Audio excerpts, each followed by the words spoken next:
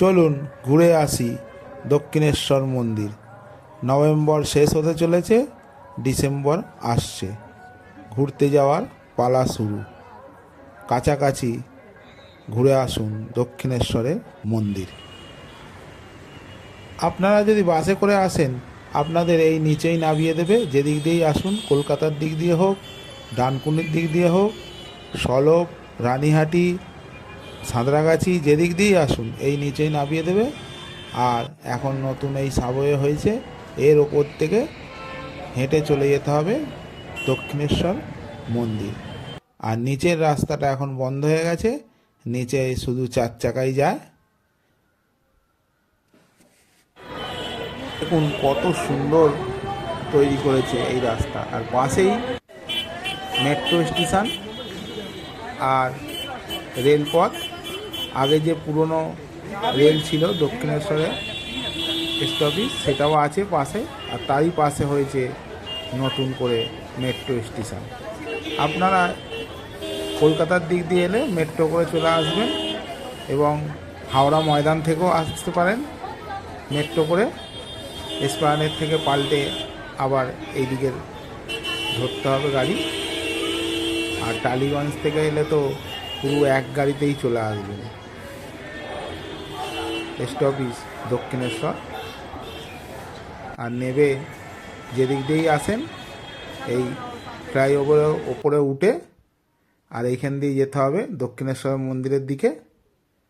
তো চলুন আমি সম্পূর্ণ ভিডিওটা দেখাচ্ছি তো চলুন মন্দিরটা সম্পূর্ণ আপনাদের ঘুরে দেখাচ্ছি, আপনারাও আমার সাথে দেখুন। তো চলুন আমি চলে যাচ্ছি দক্ষিণেশ্বর মন্দিরে।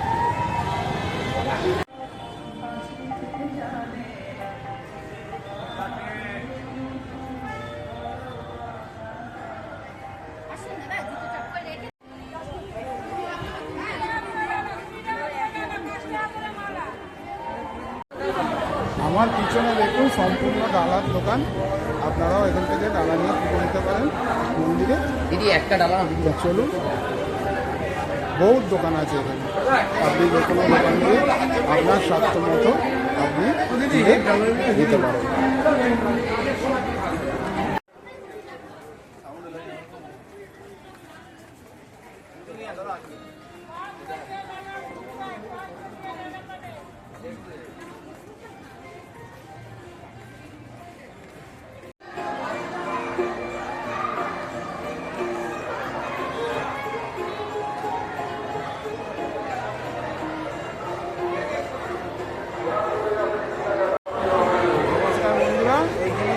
শেষ, এখান থেকে আমি নিয়ে যাব প্রধান যে মায়ের গেট, সেই দিকে আমি চলে যাব, আর আপনাদেরও দেখাবো। চলন্ত সিঁড়ি দিয়ে নেবে চলে যাব মায়ের যে প্রধান গেট সেই দিকে। তো চলুন সিঁড়ি দিয়ে আমি নেমে যাচ্ছি।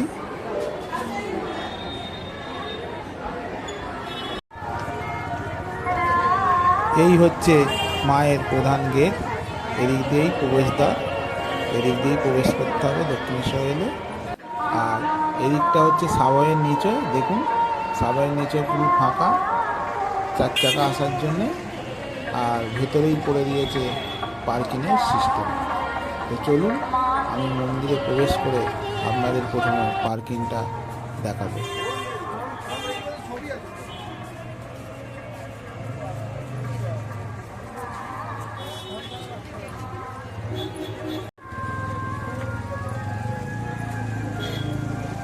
এই হচ্ছে মন্দিরে পার্কিংয়ের ব্যবস্থা, 2 চাকা 4 চাকা সব কিছুই রাখতে পারেন। জায়গাটা অনেকই বড় নিয়ে তৈরি করা হয়েছে, দেখুন এটা পুরো পার্কিংয়ের এরিয়া।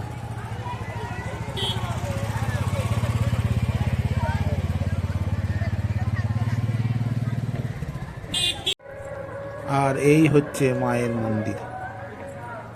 জয় মা ভবতারিণী, সবার মঙ্গল করো, সবাইকে ভালো রাখো। জয় মা দক্ষিণাকালী, আমার প্রণাম গ্রহণ কর মা।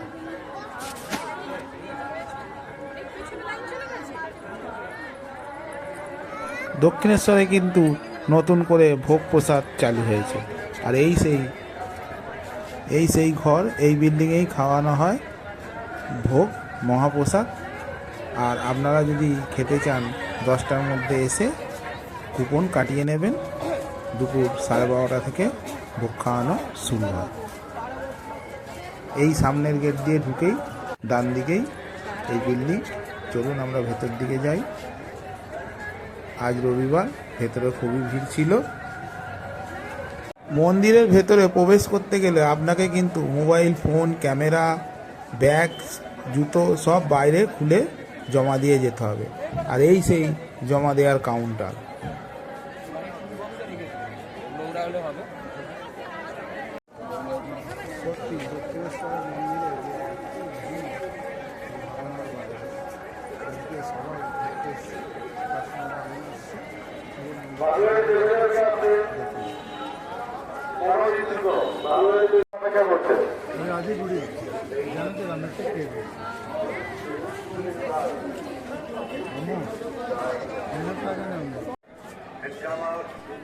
পাশেই রানী রাসমণির মন্দির।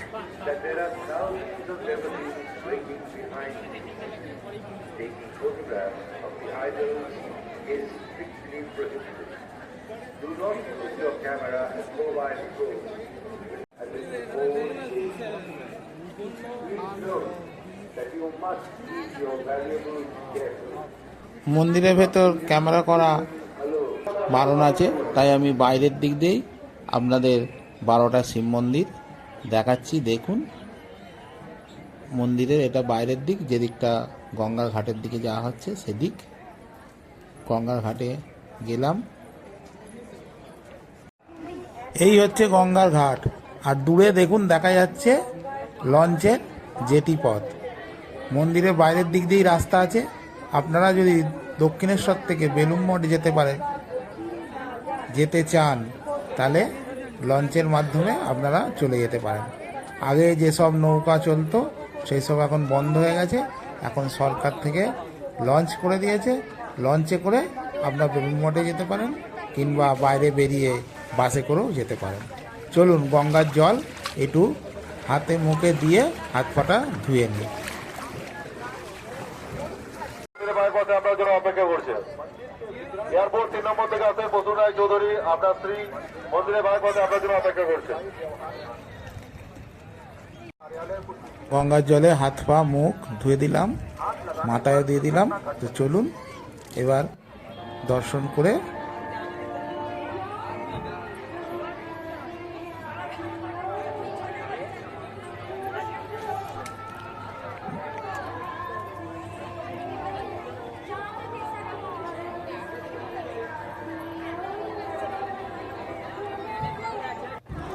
গঙ্গার ধারে যত ঋষিমণিদের স্ট্যাচু করে রাখা আছে দেখুন, খুব সুন্দর লাগছে দেখতে। পরিষ্কার পরিচ্ছন্ন একদম। মন্দির যদি দেখতে হয় তো দক্ষিণেশ্বরে চলে আসুন।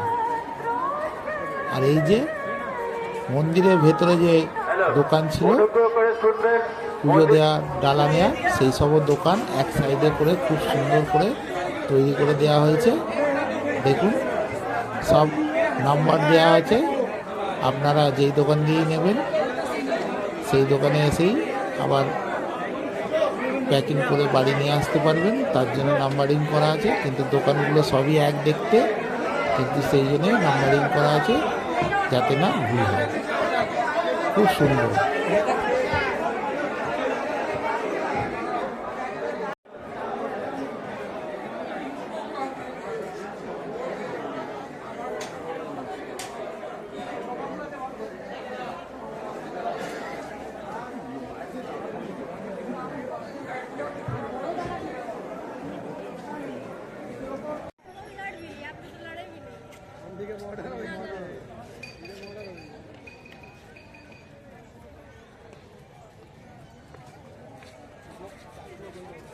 এই হচ্ছে সেই পুকুর আর বাগান, যেখানে সবাই বসে থাকা হতো।